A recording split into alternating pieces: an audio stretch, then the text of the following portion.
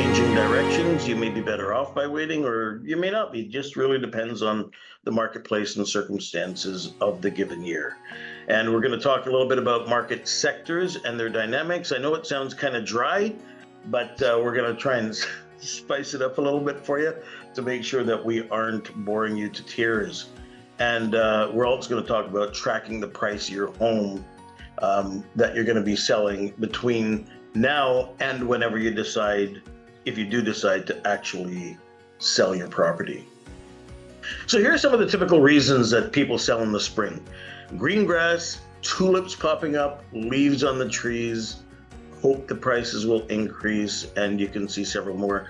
Now, what's important here is that let's acknowledge these things first. Every one of these things is true, right? We want more to move out after school finishes for some people, more convenient for people to view your home and you're not out in the snow. You know, if you're doing it at a different time of year or in the winter or thinking about doing it in the winter, spring is much nicer to do it in. Believe spring is best time to sell due to more buyers. Like, all of these have elements of truth and some are very true. However, the real question is, what are the pros and cons? Those are all pros. Those are wonderful. On the pro side of things, there's less stress, less rushing around to get things done because you have a longer runway. I mean, we're not at the spring yet, so this allows a longer runway to prepare. It's better weather. We just spoke about that. Who wants to be, freezing cold in your car while people are walking through your house? Typically, you can get a longer closing and more time to prepare. So, on the con side, we have, and I know this might sound odd, right? We have more competition. There will be. Everybody generally thinks it. If you look at a chart in terms of when properties are being listed, Zach, do you not find that most properties, if there was a condensed period of time where there was a spike of new listings, that it actually happens in the spring versus other times of year? Yeah, when you have your typical market, which this year seems like we're getting back to that finally, in your typical market, that late March through early May is typically when you have that big boost in listings, which therefore creates more competition, as the first point says there. So it coincides with all the positives that you're talking about on the pro side. Like you said, that's something that most people think. So the collective mind is all thinking together and they're doing the same thing, which leads to this boom in listings when the buyer pool isn't really changing. Therein lies the reason sometimes, thank you for that it's a longer runway, longer time to sell. Because if a buyer, think about it this way.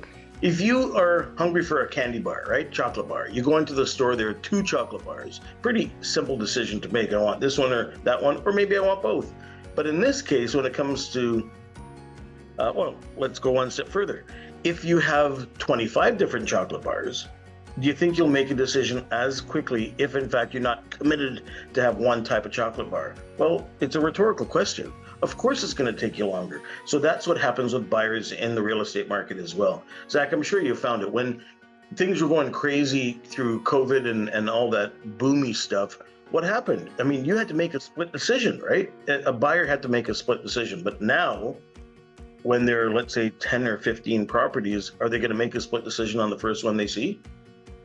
Yeah, no, there's definitely, when you have options, you then have the opportunity to be more selective. And if you don't get something at what you think is the right value, you say, whatever, I'll go to the next one because there's X many more for me to choose from. And, I like this one, but I also like others. So it's not a big deal if this one slips through my fingers. Well, that's right. And I think the underlying premise there is that there is something called FOMO, right? Fear of missing out and fear of loss. And when you have limited supply and a multitude of buyers, guess what happens? That gets invoked psychologically and people then behave in accordance to that emotional driver. However, if there's tons, it's like, I remember, people would come up in terrible weather and come up that night when a property got listed and there were cars lined up and down the road. I don't know. Do you remember that, man? It was Oh yeah. crazy, right? And Yeah. then you'd wait your time. You'd only be allowed 15-minute intervals to get in. And then you'd have to make a decision to go 150 grand over asking, like it was nuts. Against 20 offers, no less. Against 20 offers, no less. So in a changed climate, which is, at the time of this recording of this webinar, things are different. People have many more houses to choose from. So therefore, if they can't make it up this weekend, no big deal. They'll make it up next weekend. And if that property is gone that they were hoping to see, they're not messed up and all freaked out. What'll they do? Well, what do they say more than do? We'll wait for the next one. I guess what do they say? It wasn't meant to be. Right. Yeah, exactly. I go by that in life for a lot of things, but sometimes you got to make an effort. So if you miss an opportunity, it wasn't necessarily because it wasn't meant to be. Maybe it wasn't because they didn't try, right? There's two sides to that coin. So not to spend too much more time on this particular topic, but lower sale price is a byproduct of everything we're talking about. Unless you have some unique special home and they can't find it anywhere else, they being the buyers, then you may be able to have a stronger sale price. But if we have a massive influx, particularly in subdivision type homes, you're gonna and have a lot of competition, you could have softening prices. Not guaranteed that that'll happen, but it's something you need to be mindful of and track all the way along. Now, potentially higher rates, that depends on the year, right? If you have stable interest rates, then not a big deal. If you have rates that are suspect to go up or potentially already going up, incrementally or aggressively, you got to be careful regardless. You can't wait too long because time is not your friend, it's your foe. However, if rates are going down, that particular con does not apply in that situation. So we've gone on a little bit, with our introduction here, but I think it's important to state, who are we and why take our advice? I mean, we could be a couple of guys that just got our license and don't know what the heck we're talking about, but the reality is that's not the case. We have a team here of, it's a good sized team, and we have different market sectors within the business or business sectors managed. We have marketing, we have programming, we have agents, we have admin, we have social media people on our team, and everybody is very committed to helping our clients. I started personally in 1984, and so some water's under the bridge. We just talked about an administrative support. We have marketing department, programmer, and IT person to help leverage technology so that it can help our clients. We've serviced Barrie and surrounding areas since 1990, and I personally have helped over 2,000 families buy and sell their home, which speaks to it. I'm not saying that to impress you. I'm saying it to impress upon you that we have the experience to navigate most, if not all, circumstances in a real estate transaction and the market. I've been now involved in this is the fourth market correction, and there are indicators and signs that being through them in the past are more easily spot than somebody who's a year or two has never seen a shifted market or a down market. So just keep that in mind when you're making your decisions about who you want to help you. Make sure that the experience is there given the marketplace that you're in. So let's move right into it. Preparing for listing your home for sale. We're going to talk categorically about things that you need to do, things that we do for our clients, and you'll be able to see this unfold as very important and necessary steps in order to optimize your price. This is basic stuff, right? But let's go over it anyhow. Decluttering. Decluttering is different than staging. A lot of people kind of intertwine those two and mix those up, but decluttering to the point where you don't have things looking barren, because that has no warmth to it. Some people put everything on their shelves and throw it into a box or into a storage unit or whatever. but it's not the right decision in my opinion because it lacks warmth, it feels very sterile, etc. So Clean. yeah, just on that note, a comment I get a lot of the time when you go into these houses that have gone a little bit too far with their decluttering is the buyers will say it doesn't feel like a home, it doesn't feel lived in. So people want that, like you said, that warmth that they can, if they can see that a family has lived here, then they can picture their family living there, right? If it feels like an office or something where there's just nothing anywhere, it's just clean and tidy, but there's no, uh, you know, things that make you feel like you're in someone's house, it's hard for them at times to make that connection to themselves. Man, that is so true, so true. And everybody is has a subjective perspective, right? So how you declutter and how I declutter might be completely different. And to us, we've done the right thing.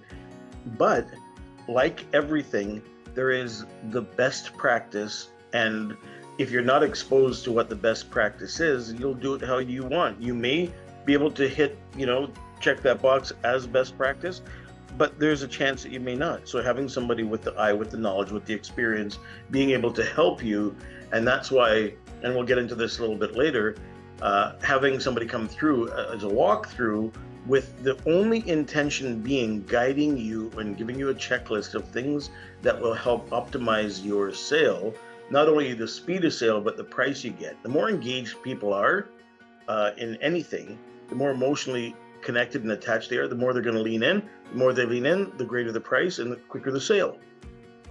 So, and in terms of clean, I'm sure you've seen people, they have a definition of clean that, we may not. And it's important, once again, to set a standard that will appeal to the marketplace. And we live with our environment every day. So sometimes we're not consciously aware of the thing that, we're okay with. We're not consciously aware how that's going to affect somebody else coming in. For sure. And like another thing that we often say to our clients is when you're getting your house prepared to list, you want to look at it through with a buyer's eye. If you were coming through the house and looking at your house as a potential buyer, they keep a sharp eye out. Like if you had to purchase this for X amount of dollars, like whatever, $800,000 or whatever the amount is that you're hoping to get, what would you be noticing? Because some people will, do a good clean, but then maybe they haven't done the baseboards or the windowsills and like these nooks and crannies that are noticeable for people who are spending, making the biggest purchase of their lives in most cases. They obviously have a very keen eye and are looking at the whichever home they're potentially buying very, very closely. Great point. Great point. And, when we talked about decluttering and staging, some people have a natural ability to stage their own home without thinking they're staging their home. Their colors are perfect. Their furniture is perfect. Everything just comes together. Other people don't necessarily have that skill or talent or need to have that as a visual, part of their world, their environment. Some people prefer comfy, cozy, casual, which doesn't necessarily translate to a well-staged home. So once again, having somebody walk through, and what we do for our clients, we have stagers, but we also can save the time of a stager and the cost associated with staging by coming through. I mean, when you've been through thousands and thousands of homes and you can see thousands of clients over the years react to certain things, I think we can avoid having an actual stager come in 90% of the cases. So the experience there can aid as well. But you don't want to overstage to make people feel uncomfortable walking around. Again, there is a balance that needs to be struck. And that balance is people need to be to feel invited and welcomed and warm and not afraid to walk through the home or afraid to sit down on a couch. Not that we encourage people to sit on your couch, but sometimes they do. When they do that, that's a great sign that they're really leaning into the property, right? But you don't want to have that uncomfortable feeling. And, let's talk last thing here, repairs. This is also important, but there is a fine line as to how, and we'll discuss this in a little more detail shortly. But repairs, you can go too far in some cases, and in other cases, not far enough. I can't tell you over the years how many times I've heard, and in some cases it needs to be, whether it's a financial constraint, a timing constraint, something that's preventing people from doing some of the things that really should be done to put your best foot forward out there. They say, and it's almost like people went to school to make the same statement. It's like, yeah, no, I'm not going to do that. I'll leave it to them. If it's a painting or something, no, they'll probably come in and change the paint anyhow. Well, that's not really true, right, Zach? I mean, there are a lot of people who present their homes in a way that people fall in love with, and they won't change a darn thing. In fact, we've seen people want to buy the furniture and art and all the kind of stuff because they love it so much. They want that to be the environment they walk into. And a secondary point to that, you're absolutely right. But even if you believe that somebody is going to come in and they're going to make their own decorating choices and change things up, it's still in your best interest to present the home in the best way you can, right? So even if someone is going to make those changes, you still, if you have if the colors in your house are a little bit darker and aren't, giving that nice, natural light accepting kind of colors, right? It might make it I think it does make sense to make color choices that you think will be most receptive to the buying population, because it's not too super expensive, not super time consuming, and it can really make a big difference, even if they will make their own choices afterwards. Very well said, man. And I think what can be capsulized here is we all look at life and live a life through a subjective lens. I've seen colors that I go, first of all, why would somebody choose that? Second of all, why would somebody actually create that in like a paint color factory thing? Like, why would you? But they do, they love it, they lean into it, but it's not going to be for everybody, and it can repel some people. And if it repels people and you want those people to buy from you at a top price, but you're not considering what it is that they need, you're only displaying what you need, there can be a disconnect, and it could affect the saleability and the amount of money that you actually get for your property. I'm sure you've seen that as well, right, man? Oh, yeah, absolutely, 100%. All right, so let's move on.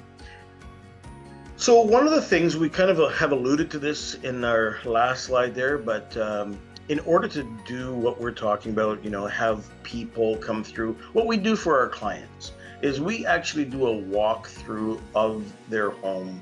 And at the end, we'll leave staging tips, minor item issues that we think should be done, major items. And we're going to talk in more depth about that, because this can be a very interesting point that people have to make a big decision on. List of what not to do. That is important. And sometimes it's more important to know what not to do than what it is to what to do, right? Exactly, man, because there are some things that don't give a return on investment. Mm-hmm. So if you want to do something that doesn't pay you for doing it, and it's not going to affect the desirability, and we'll get into this in a minute, of the buyer, just because you want to do it, as long as you're willing to accept the fact that that improvement may not give you a return on your investment and it's going to take time to do, go ahead. But to me, why? And so pre-home inspection as well, we want to make sure, and we'll get into this in a little bit, we want to make sure that we know what the home's latent issues might be, things that aren't visible and easily seen, like, let's say, moisture behind drywall, let's say mold in an attic. I mean, some of these things have ruined deals, and if you don't know about them because you're not looking for them and you haven't been in those areas, guess what can happen? The deal can have a catastrophic fail at that point in time. So we talk about the issue of a pre-home inspection, and we share copies of previous pre-home inspections so that our clients are able to see what it is that they would be investing in to confirm that it's something that they want to do. Not everybody does it, but it's a strong recommendation. Now, continuing on, taking notes, discussing the fringe items, giving a list of recommendations, discuss the probable costs and ROI, right? This is super important. We have basically over the years identified things that can be considered to be gifts to the buyer. And what I mean by that is you do an improvement that doesn't change the value. It was an expense to you, and the buyer gets it as a bonus. So do you want to do that? Yeah, maybe. But the question is why? Provide a list of contractors if necessary. So this is all a byproduct of walkthrough of the home to kind of set the compass for what needs to be done from that point to whenever you choose to put your property on the market. Zach, you have any thoughts on this?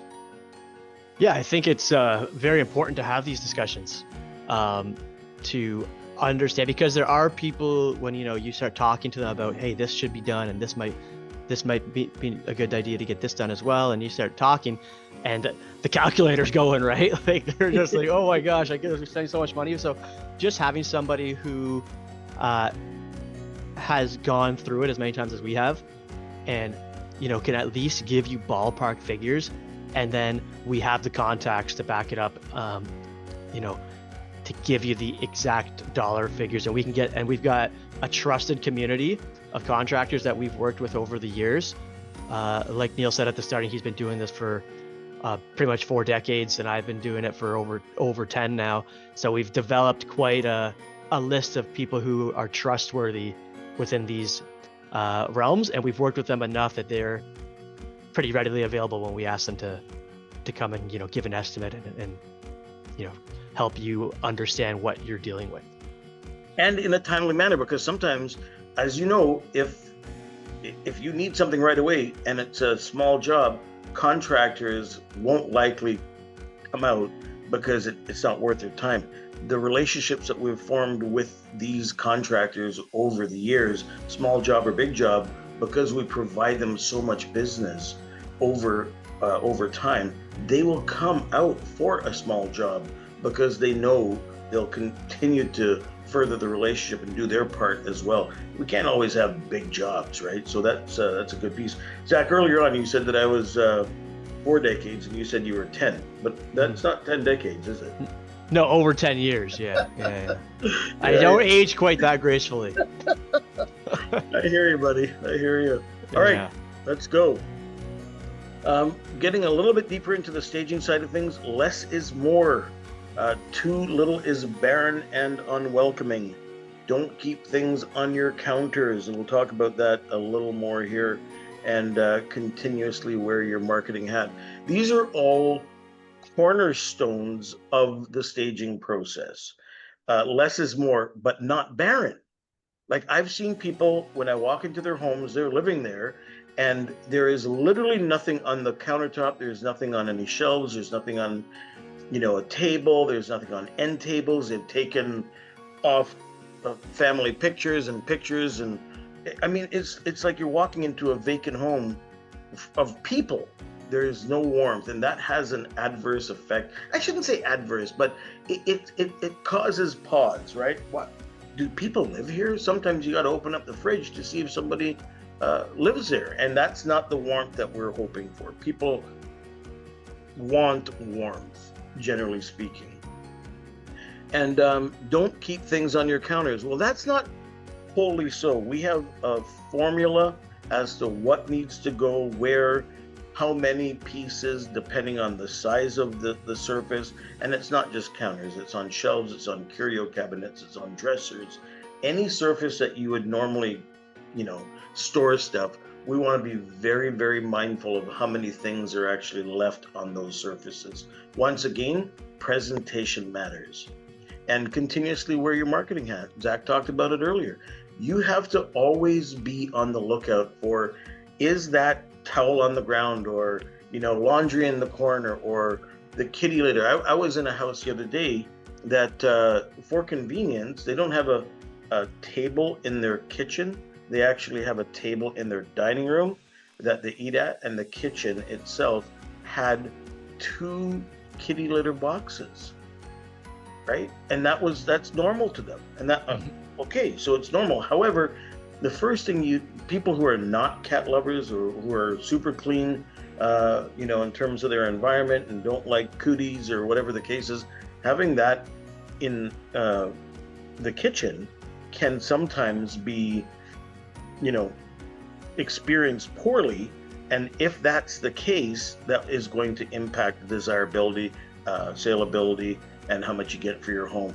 So you got to always be wearing that hat, asking, would a buyer be impressed with that? Would a buyer be rejected by that? And have the self-auditing process occurring. So there's a lot more to staging, wouldn't you say, man, than just move this item here, have this picture hung there. There's a whole psychology behind what we're doing. Yeah, the space and how it's laid out, and like you said, how much square footage on the countertops and things that you're dealing with all plays a factor. There's not just like a blanket you could throw on this and just say this applies to everything. It really does depend on your house and kind of how things are situated. Well said. And it just makes a big difference if you know what you're doing and you can present it in the best way possible. Because like you said, when it comes to the warmth, if people can picture their things and their life in your house, it makes a huge difference. There are some places where I feel I've shown people, and if it was presented the correct fashion and that they could have pictured their life there, they would have moved forward with it. But because they couldn't, and it felt, like you said, barren, and it wasn't didn't feel like a home to them, they passed on it and didn't think twice about it. So it's definitely, I definitely would stress that it's a key piece of this puzzle. Yeah. Oh, absolutely. All right, so let's jump onto the minor item list. Things like trim, paint, dusting, decluttering, caulking, yard cleanup, carpet cleaning. These are all important things. I don't know, there's a part of the brain known as the reticular activator, and you'll get what I mean. It's actually a part, you could Google it. So what happens is you get a new car, and you really haven't seen that car before on the road. As soon as you get a new car, you flipping will see them everywhere. Pregnant women see pregnant women. You'll see, if you're in a different country and you see a Canadian flag on a backpack through 500 people, you'll pick that up, right? So what we want to make sure that we understand, again, from the psychological standpoint, is that when there are deficiencies in any area, it automatically and unconsciously triggers the mind to look for more of that. So I've seen people have dirty walkways, garbage and recycle stuff at their front door. There's all sorts of greasy kind of looking whatever on the door handle.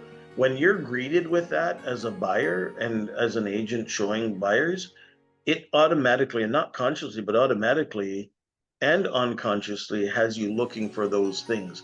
And when you have that working against you, it's vital. Now, I'm not suggesting that you have a home like that. I'm just saying to you that we need to take things up to a high presentation level without breaking the bank.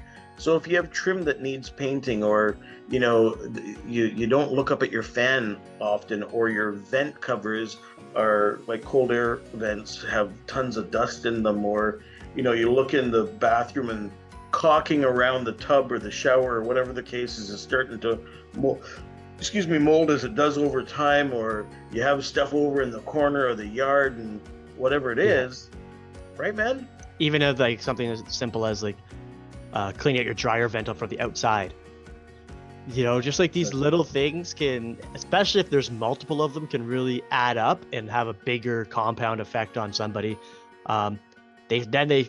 The snowball starts going, right? And now they're wondering like, oh, how much maintenance has this person really been giving their house? And should I be worried about things I can't see? And et cetera, et cetera. And you can just see it start going in their head, like, and going down the wrong path for if you're looking to sell your house. So Well, yeah, and let's go one step further. If all of these things are appearing, because typically how people do one thing is how they do most things, not everything, but most things. So if there's a lack of maintenance that's visible, and you walk through a home and you got to wipe your feet on the way out, it probably is not going to leave you with a feeling of confidence that they've maintained mechanical things well, AC, furnace, hot water tank, or anything else, plumbing issues. You'll typically find people who have lower standards in terms of when it comes to maintenance and repair. And it's fine if you do, but the reality is we can't pass that on to a potential buyer without it having consequences on how long it'll take for you to sell your home, and furthermore, how much money you're going to get for it, right? If we're not impressing the people that we want to have buy your home, then you can't expect to have top dollar. So major items, let's chit chat about this. So most of the time, minor items are things that we would recommend strongly. Major items, this is a discussion depending on the degree of repair or replacement that's required. But we want to be very, very careful that we don't do major items that are, I'll give you a quick example. So we have a client that we just helped sell a house, and the furnace was on its last legs. The furnace was 23 years old. The life expectancy of that furnace was 18 years old. We had a pre-inspection done. It showed that, and the buyer ended up getting our pre-inspection, but did their own inspection. Came back and said, this is a major concern for us. We actually had a quote done for the replacement of it, and the quote was with the AC and the furnace. It was $12,000. The homeowner got the quote at our request, because sometimes if you have a buyer left to their own imagination or devices, they will over exaggerate the cost to remedy an issue. So what we like to do is we like to recommend that you get quotes on anything that needs to be done. So therefore we contain that, Zach, you've been through it. Have you not been with people who said that something is going to take $50,000 to change this or that? And it's like, Oh yeah, where's that number coming from, man? absolutely. It's it's easy for those numbers to kind of get out of control very quickly if you don't have real estimates from real professionals. Because even if we suggest it to somebody, it's not, they'll take our advice for sure, but it doesn't hit as hard as if you have the letterhead paperwork from a professional saying this is exactly how much it's going to cost, right? That when you have that readily available, and people, instead of, there are some people who are like, oh yeah, we won't do that, maybe they won't be bothered by it and they won't think about it. It's not going to be a concern for them. But I think it's better to risk that not happening and have yourself prepared for the majority of people that are going to want that professionalism, right? Yeah, 100%. So to finish that story, so we had a $12,000 quote. The home inspector for the buyer ended up coming back and acknowledging that the furnace and AC were older than its life expectancy, which means that the buyer is likely going to have a cost sooner than later associated with the replacement. And the things that were wrong with it, like there were bearings in the motor for the furnace and stuff like that, and it's at the end of its life, really. So replacement was important, or would be the likely remedy. What we ended up negotiating was a $5,000 price adjustment. So imagine now that our client went ahead because they knew that furnace was going to be problematic, and paid $12,000 for the furnace and AC when we negotiated less than half of that off. So again, there are things that may or may not be required. If we get a flooring or driveway or roof or whatever the case is, we get quotes for that stuff. We can use that quote. First of all, it's important to acknowledge we recognize that the roof needs doing. We recognize that with asphalt shingles or fiberglass shingles, the cost will be around this. Why? To your point, Zach, we have the piece of paper, and we are willing to negotiate. If it becomes a contentious issue with the buyer, we will negotiate that into the price, as opposed to you coming up with capital after tax dollars. See, do you really want to put your capital out, or do you want to use your equity if you're going to pay for something, right? Your equity came with no tax implication. Your cash, you had to pay tax on it to retain the cash. So if you spend $10,000 on your roof, is it really $10,000? No, it's not. Well, and it's coming out of your day-to-day too, right? Well, that's exactly it, man. That's exactly it. So not to go down this rabbit hole too much more, but these are things that we want to have intelligent, probing conversations about so that you can make smart decisions and not have your capital wasted, right? So anyway, as we continue, list of what not to do. All right, now there is a caveat with this statement, and I'll get into it in a minute, but kitchens, windows, bathrooms, furnace and AC, we just talked about it. One done versus many left undone, and things that won't give you an ROI. So why not a kitchen? A kitchen, could cost you, well, Zach, you've recently checked into price of kitchens. It can cost you from 15 on a super tight budget to, we've seen 60, 70 grand for kitchens, right? Windows, you're talking about $500 to $750, depending on a normal window. And if you have one window that is messed up, let's say the seal's broken, should you replace that? Yes, you probably should. And we can replace it or have it replaced after the sale, but before closing. There are all sorts of techniques, again, because somebody may come in and go, oh, I'm in the window business. Oh, I have a buddy. Oh, I can manage that. They like everything else about the house, so they'll accept the one window. Bathrooms, again, another time-consuming and highly expensive thing that you're not going to be able to measure your return on investment. Furnace and AC, we just went through that example. Now, what do we mean by one done versus many left undone? I've seen it many times, Zach, I'm sure you have too, where everything is aging, right? The home hasn't really been kept up. Everything is aging. There's some heavy wear and tear. And let's say one element has a high wear and tear. Okay, so let's say a bathroom, the vanity is messed up and the tap's going really slow and the drain's slow. And anyway, I don't have to give more examples here, but you know what I mean. And that's the worst of everything that needs to be done. If you do that one and not the rest of them, the buyers aren't going to give you double thumbs up for doing the one. They're going to hold everything that wasn't done against you.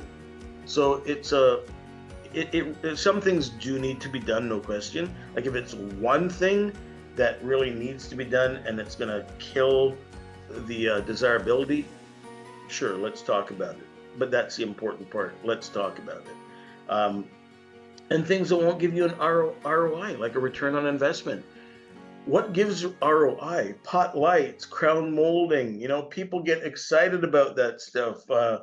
Sometimes countertops and paint colors and decor and the eye candy stuff. But who's going to get excited about, the R value in your insulation being R62? Who? Yeah. Right? The insulation guy. Well said, man. Well said.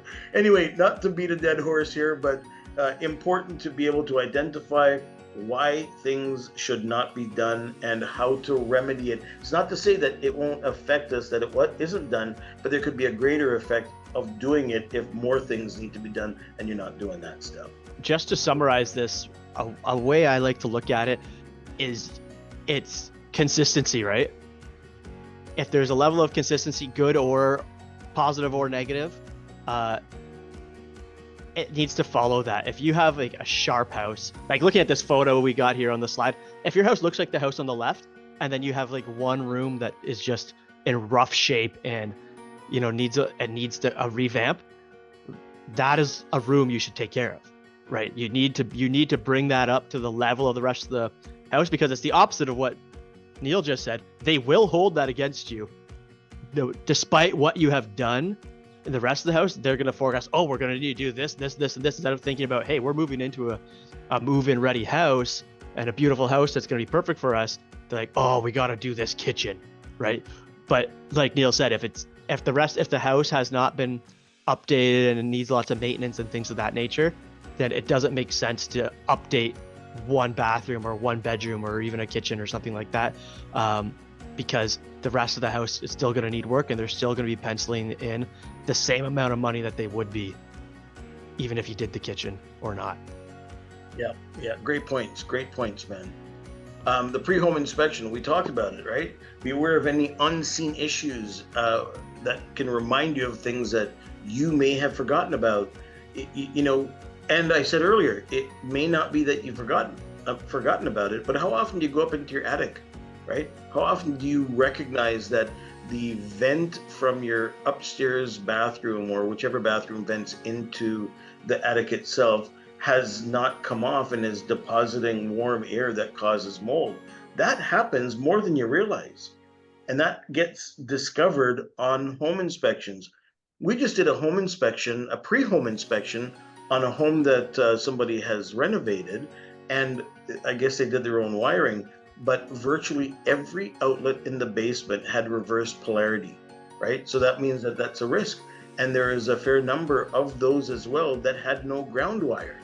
So if you now have the eye candy, ooh, nice. I mean, beautiful countertops, really nice presentation, 4-car garage, but you get some kind of a danger thing happening through somebody's home inspection, a buyer's home inspection, and they weren't aware of it.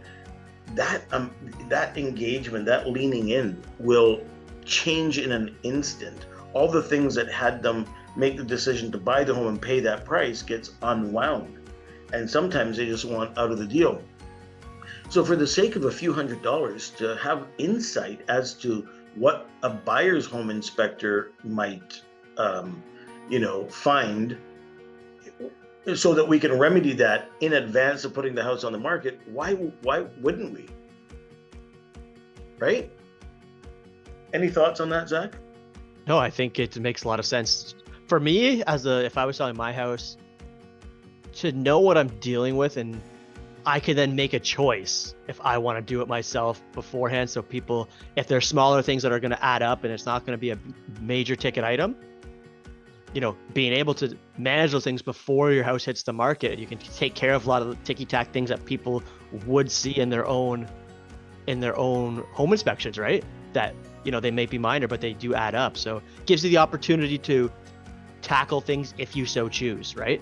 So it just gives you more knowledge about what the situation is going into it, and then also gives you an opportunity to talk strategy beforehand. Yeah. What comes to my mind is I love the term lunch bag letdown. If you as a buyer, or if a buyer comes through a home and they love it, right? And it's sort of like imagining, oh, I'm going to have this for lunch, I'm going to have that for lunch. And then you open up the bag and you go, oh man, a dry, stale tuna sandwich with wilted lettuce. Like, this is not what I was hoping for, right? And essentially that is what we're trying to avoid. You'll see down here, preemptively manage potential buyer responses. Well, what does that mean?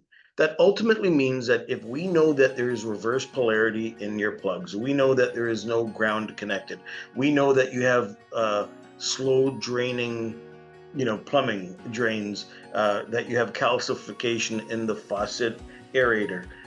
Wouldn't that be good to know for those minor things to be able to change, so that the buyer never experiences that and then has to consider after their home inspection what they want to do? Because let's face it, there are a few outcomes from a home inspection.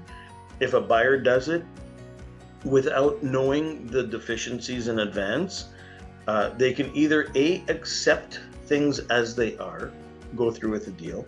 B, they can reject it completely given the outcome. And it doesn't matter. Sometimes I had a situation recently where the buyer, was our client, said no to a home because it had aluminum wiring, notwithstanding the remedy, which is what they call pigtailing, whole other topic, but where you put copper onto, through a certain process onto the aluminum wiring to have now a copper connection at the socket or the light switch or whatever.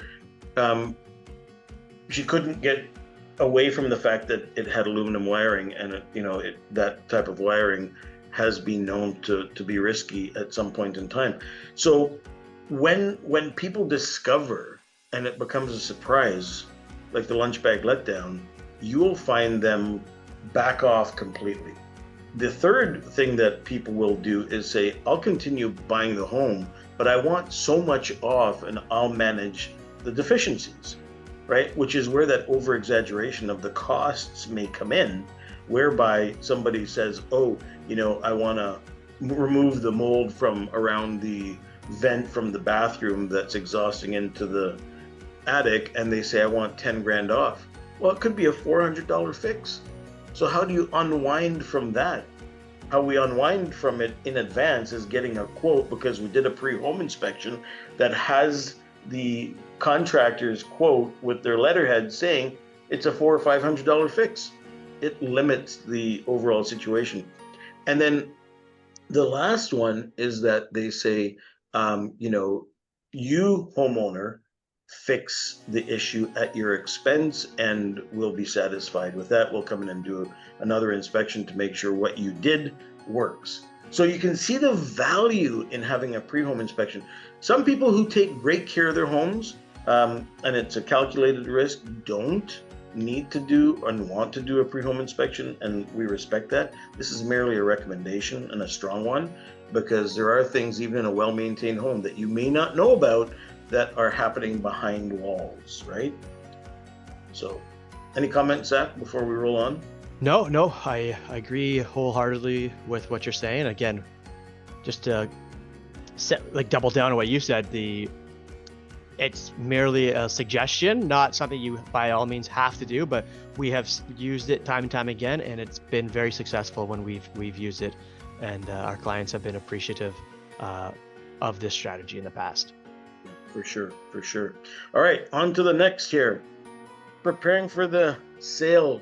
Now, there's a difference between what you need to do and, in our case, what we do for our clients. So we have checklists that we provide our clients, right? Exterior, interior, kitchen, bedrooms, dining. Everything is checklists so that it becomes easy for you to follow. I mean, again, if you don't have a checklist, you could hit some things and not others. What we want you to do, particularly if you have a bit of a runway in order to sell your home, is to take this checklist and run through it so that once it's marked done, we know we're one step closer to getting your home market ready. We furthermore do things, well, let me just kind of go over this real quick here. You'll see over here, list of homeowner activities, right? So you'll get these lists. This is just an expanded version of what we summarize there. Next thing as well is what we do for our clients to make sure that you're always in the know. So you'll see here, the Bayley-Hay Team, we have our own list of things that when in concert, we continue to move towards the finish line together. And at the end of the day, you have a very marketable property, because not everything will be done, but everything that you can do will be done. So as you can tell, we love information, and we believe no information and winging it, unfortunately, produces no success. And we have seen this time and time again.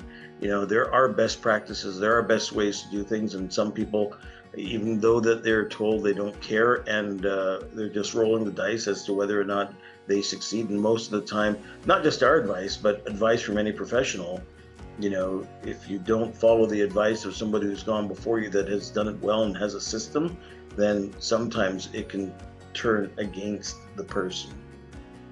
And on the contrary, we believe when you know information, you will experience or know success. And that's what we're essentially demonstrating here is that, and again, kudos to you for being here, because this stage of the entire selling process might be considered the most important, which is gathering information and best practices so that you can succeed in your endeavor. I'm going to switch now into what more of a statistical side of things. I don't know if you, I'm sure you do. I shouldn't say I don't know if you'd remember, but remember when we saw interest rates under 2%? Like I saw 1.5 or 1.4, I believe, as the lowest interest rate during that time between 2019 and 2022. It was like free money, right, Zach? I mean, how many times in history, have rates been that low? Like almost never. Yeah, and it was pretty incredible to think about, considering where we're at now. Right. So what happens is, and this is a really important thing, not that I'm trying to be an economics teacher here, but if the constant is people's income and their capacity to pay for debt, if interest rates go down, they can afford with the same money to pay or borrow more, right? So if house prices go up, it's in proportion to the affordability of those prices going up, which means that if the rates come down, it allows house prices to go up. Pretty simple and basic example. But what happened in March of 2022, it was actually February, I know we've talked about this, but beginning of March, we saw interest rates start to rise. And as a result of that, buyers that didn't change their income, right? If you make so much, you make so much. Once the interest rates start to increase, house prices have to drop because the cost of borrowing has gone up. And this is where we have this connected, this tethered situation. And why are we talking about this? Because at the end of the day, we have to be mindful of where we are in the marketplace. Now, fortunate or unfortunate, I've been through 3 previous market corrections. This is my 4th. Zach, I think you're first, I believe. I'm not sure, or maybe second. Second, yeah. Yeah, second. This is typically what happens. So there is a peak. So this peak is where we just talked about. It would have been February of 2022. And once that peak has hit, that crescendo has occurred, there is a decline. And typically that decline, by our observation anyhow, is plus or minus 3 years. Well, when you think about where we are right now, if that happened in, we don't need to do the math, but we're close to that 3-year period.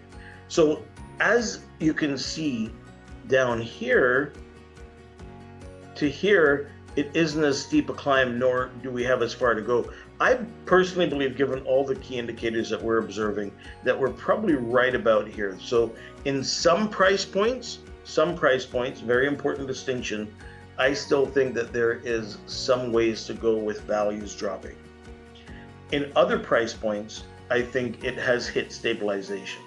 In fact, you kind of see some maybe slight working up in values. Now that happens based on demographics, right? If you live in an area where we are, our average price is somewhere around $750-ish. Zach, would that be about accurate? Yeah. For if you're looking at Barrie as the hub, detached home in Barrie is in and between $750, $775. Okay. On average, obviously. On average, right? So that marketplace is going to be more buoyant. That there's going to be more activity. There are more people that are able to afford that price point. But let's say you go to a $2 million home. Do you think you have the same number of buyers? Well, the answer is no. And if you don't have the same number of buyers and you have a strong inventory, what will likely happen? Supply and demand, basic economic principle, you'll see values come down.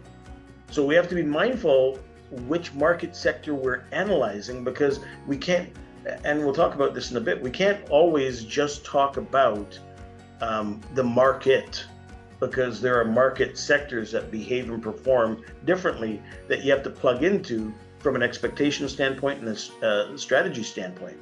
So what happens after this decline is that you come into a stabilization period.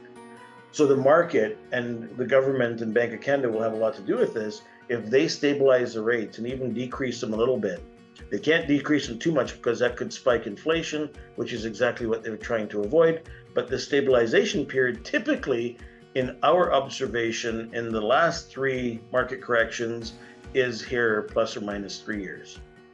So if you're in the last decline or even stabilizing in value and you're thinking, oh, next spring, maybe I'll do this, or next fall, maybe I'll do that in terms of selling or moving or whatever, you have to be mindful, will the value of your property remain consistent with what it is today, or is there a chance it will go down or it will go up? And that should help you at the end of this assessment determine whether it makes sense to pull the trigger and do it now or whenever, or you can wait, because actually waiting might serve you. And then the last part of this, of course, is that you have a 3-year incline to come back to that peak point. Typically when that occurs, you will then have incremental, providing there are no other outside influences, like immigration can affect things, and wars on the other side and whatnot can affect things. But if we're in a normalized market, most of the time you can anticipate anywhere between a 3 and a 5% appreciation in real estate values annually. So this is a really important piece. We don't spend a ton of time on it because we know exactly what we're looking for in each market sector. We share that with our clients to make sure that they're well educated and informed, so that they can make an intelligent decision at that point as to when they do it or if they do it at all. And I say it meaning make a move. So you've probably heard things like, how much inventory is there in any given market, right? Somebody will say, I hear it on the news all the time, oh, there's 3 months of inventory. Well, most of the time they don't give you context and help you understand what that means.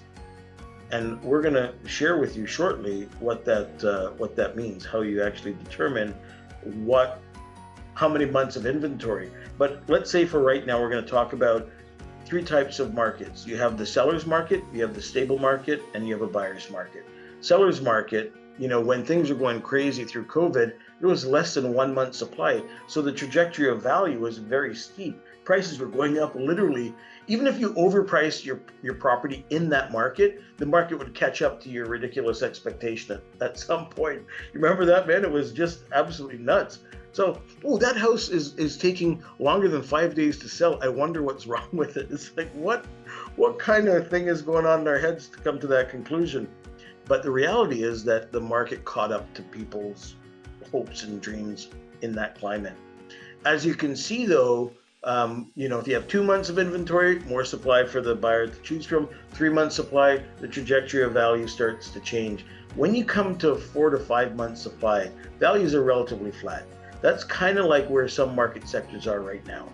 But if you have more than 5 months, call it, you start to see a decline in values. So when we do this calculation, we apply this formula in your market sector, we'll be able to quickly tell you what the trajectory of your value might be if the key indicators continue on as they are.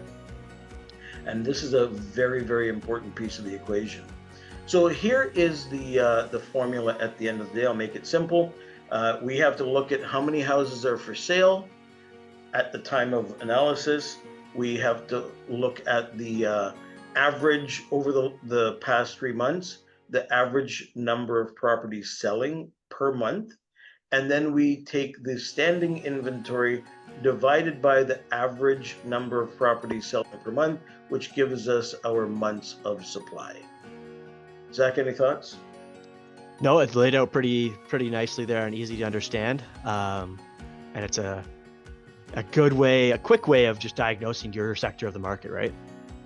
Yeah, 100%. With real estate, there is a duality. There is a art and a science that needs to be melded together in order to navigate particularly uncharted waters. Like crazy markets, who cares? You just throw it on and the market does its thing. But in complicated markets, you need to have these understandings, these frameworks, these tools, these processes to plug into in order to guide your client well.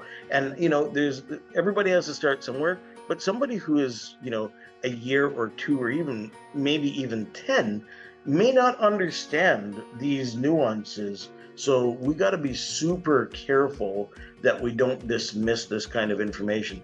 And I know a lot of people may not know what they don't know and what they should know from being a homeowner. And this is where you have to seek, again, back to applauding you here, have to seek the advice of professionals who understand it so that you can be well informed to make your decisions.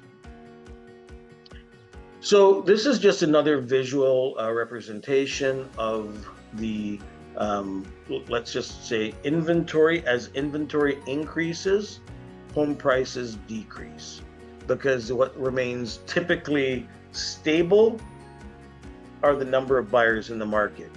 Unlike the spring, if you will, you don't have an influx typically of home buyers at any given time. That remains pretty constant.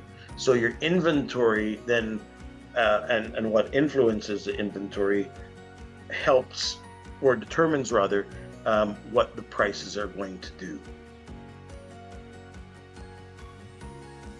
So going back into what we will help you with, and that's providing, of course, we work together, but at the end of the day, this is what we end up helping our clients do and understand. And as mentioned before, we have been in this business. You see all these souls, but I want to just make it very, very clear. We help people sell their homes. It would be better if we had the faces of all of our clients here to display that, but this is the byproduct of helping people move on to the next phase of their lives. This isn't just about a transactional situation. That's why we've taken the time as well to orchestrate this presentation, to educate and inform and demonstrate that we are here to help. We're here to help, not just sell houses, but help you move on to the next phase of your life by selling your house, right? So once again, 40 plus years of experience helping over 2,000 families buy and sell their homes. It's important to know the difference between opinions and advice. As we've heard many, many times, opinions are like blank, everybody's got one. But advice comes from experience. Opinions don't come from experience. Therein lies the difference between those two. So what do? We do an in-depth and timely market research for our clients. We just do, as demonstrated already. We make sure that our clients aren't overpaying when they purchase a property with us. We talk about the number of times other homes have been relisted, particularly if you're a buyer. Like, think about it. Is there not some evidence of maybe a good deal if people, and the level of motivation people have, if you continue to see them reduce their price over and over and over again? That tells you about motivation. This is where we're able to actually read between the lines of somebody's behavior to help us navigate the negotiation, where we're going to start, what does this mean, etc., etc. List to sale price ratio of similar properties. We want to make sure, whether you're buying or you're selling, that where properties are listed at, there is an anticipated 2 or 3 or 8% reduction on that type of property from the list price. That kind of information aids you. If you see somebody and you do the research and we understand what the prices should be of a home that you're going to buy, and we see this person is 30 grand higher than that, we know that there's an opportunity because nobody else can be flocking to it as if, oh man, this is going to fly off the shelf because it's deemed to be an overpriced listing. What we're going to be able to do is to show you what's going on, show you the data, and give yourself a strategy so that we can get that property, providing the seller is willing, get that property at a really good price compared to what they're asking. How many other homes are competing for the buyer's attention? This kind of swings back to you. If we're in a market sector that has very few properties that we're competing against, we may want to have that price a little bit top heavy to test because we're not being influenced by our value is not being influenced by other competitors. But if it's the reverse, we want to make sure that we understand if we're putting our price at the same as everybody else, that we probably have a very long runway before our property gets sold and or even shown. So this information allows you to be tactical with your decisions. How long those properties have been on the market. Days on market is important, but here's a trick. Sometimes you go on MLS and you'll see, 14 days on the market. You know what? That's this time. Zach, why don't you explain the difference between DOM and CDOM? Yeah, I agree. This is a very important piece of the puzzle because a normal tactic in strategy in real estate now is when you do a price reduction, you take the listing off and you put it back on so it will appear as a new listing. However, on our side of things, there is a category that you can sort by that allows you to see the total amount of days the listing has been on during its current cycle. So there's sometimes, like there was a house going back a year or two ago that perfect example of this. They listed in the early summer at 1.1.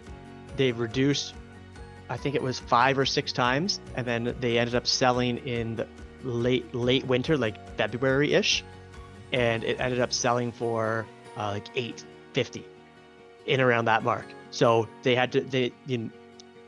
so when you looked at the final days on market, it was like 20, but the actual total amount was more like 200. So it's an important distinction for sure. Without question, because anyway, we can get into more micro detail. Don't want to make this too long, but each of these points are a silo on their own and can be tremendous from the standpoint of information helping you make intelligent decisions.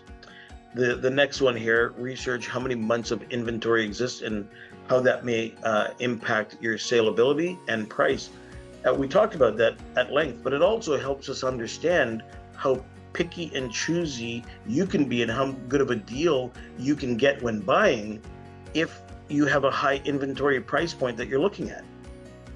Conversely, if it's a low inventory price point, you got to be careful because those values may be going up. So the longer you delay in terms of purchasing, you could actually be devaluing your dollar because prices are going up. So this data, very, very important, as I hope, or we hope that you can see.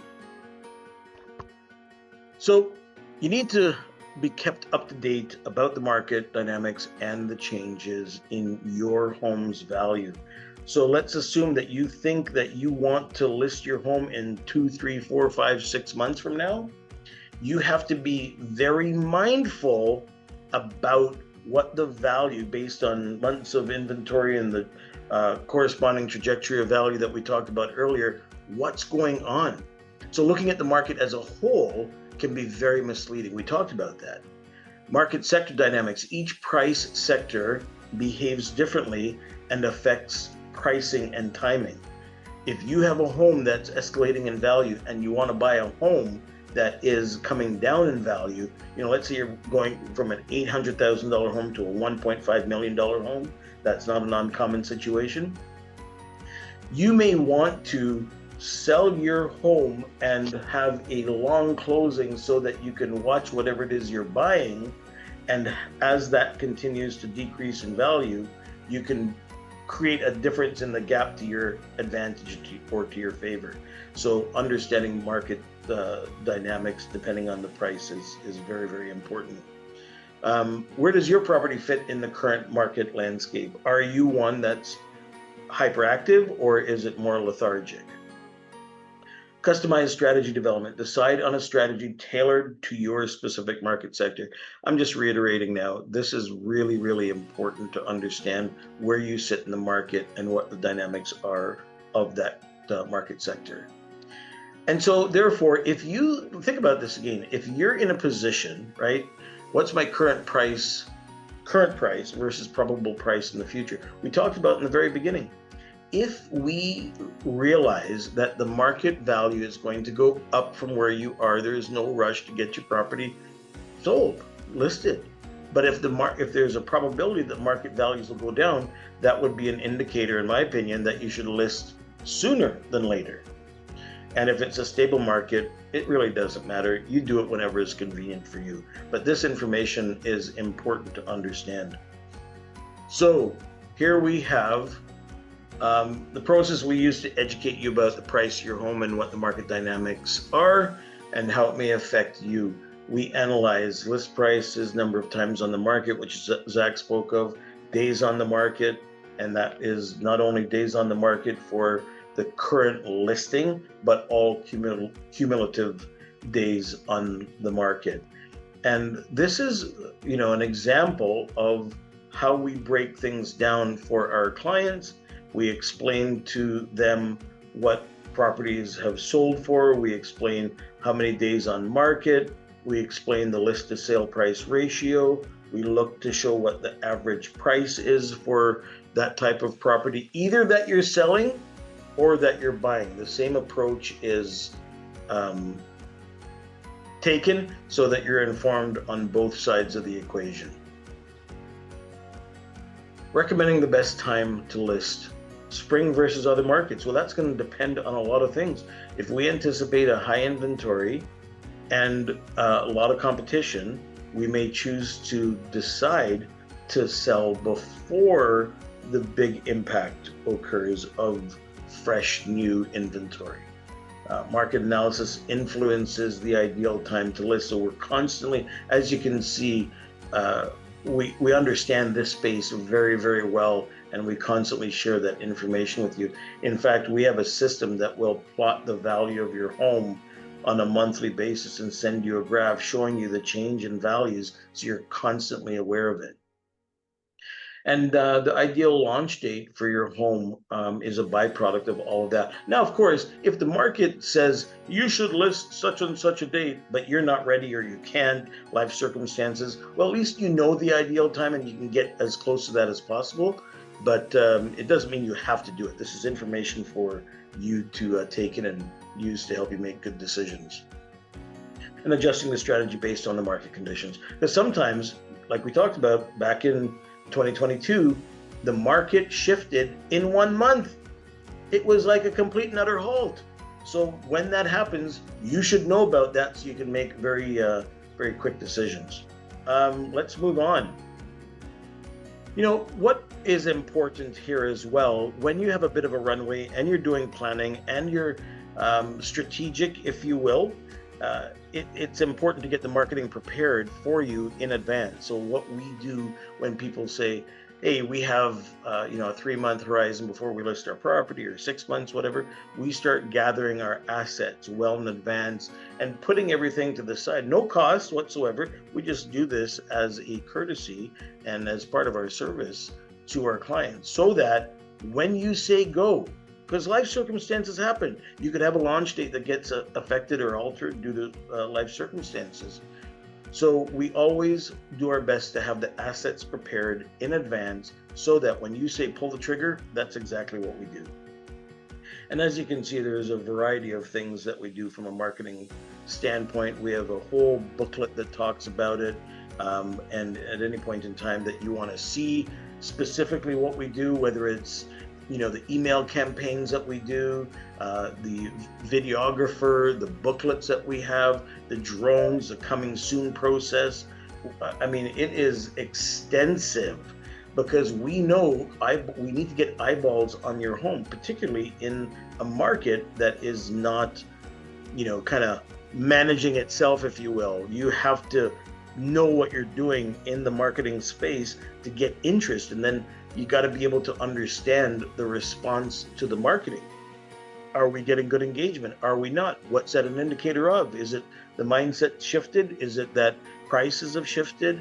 All of this information we assess, analyze, and share with you on a regular and ongoing basis. Um, as you can tell, information is important for us to share and have available for our clients and even people who haven't committed to us yet. But we have a library of more than 50 videos and reports, whether it's the home buying guide. I mean, you can see it there. Here it is here. We have this. It's wonderful. Like, I mean, it has all sorts of things you could probably see in here. We have checklists. We were talking about checklists earlier. There are all sorts of things. And I think, when you're choosing somebody to represent you, in my opinion, they should be able to provide you at any point in time resources to inform, educate, or remind you of what the best practices are. So over the history of our team and business, we have dedicated ourselves to be information providers, and they're not, heavy consumption pieces. If you even look down here, bottom left, 2 minutes and 32 seconds, right? We talk about offers or contracts or mortgage issues or how to pay off the mortgage quickly, how to make an offer, when to make an offer, what to do about doing that. And they're all short, consumable, to the point videos and reports that we have available for our clients and people who are considering using us. When it comes down to the next sector, we put the house on the market, we market it, we get offers. We have an entire process, right? We talk about knowing your numbers. If you're buying a home and you're a first timer, or we're dealing with first timers, we know exactly what programs and such to plug them into or yourself into. So again, you get an advantage. We talk about preparing the offer from a price standpoint, how long we're going to give the owners to consider, or conversely, somebody presenting an offer to us, we have to consider all of these variables, what the conditions are like. So again, in this silo, we are very well prepared. We talk about negotiations, how we go about that, the steps we can take, what we, in talking to the other agent who maybe is bringing the buyer or the seller, depending on what you're doing, we want to make sure that we can gather as much information, as much intel, so that you are well informed and can make, once again, an intelligent decision. We talk about conditional periods, whether or not we should accept conditions, what type of conditions, the structure of the conditions, all important stuff. So I would say, at this point, if you have questions, you can get them answered, no obligation. You can tell that we are more than willing to share at any point in time details, whether you're just considering us or you want us to help you through the process. We're definitely here, and you can reach out to us a multitude of ways. We actually have here a opportunity, if you want, to schedule an appointment to get with us, or to get your own playbook, if you will, how to prepare your home for selling. We have a wonderful booklet as well that has literally everything we're talking about in, I think it's a 48-page booklet that can walk you through everything. So feel free to reach out and ask for that. I just want to be really clear about something. We're here to help, not hound, right? A lot of agents, a lot of people in the sales business, want what's best for them. We have, which is to sell a house, list a house, all that kind of stuff. We know that'll happen as a byproduct of helping people. So we will send you links by email after, so that you can have easy access to the resources that we have available if you so choose. And we also have, and you'll get this in the email, the opportunity to set or book a time with us to talk about your circumstances. And, here to help, not hound, no pressure. If you just need a resource to talk about your situation with and get some advice and input, this is what this is all about. So I would like to say, and on behalf of Zach and myself, thanks for being here. Tells us once again a lot about who you are, to be able to spend some time, particularly around something as important as moving and selling your home, and uh, getting educated and informed so that you can make the best decisions that you possibly can. And we're here to help every single step of the way. So for now, take good care, and we'll talk soon.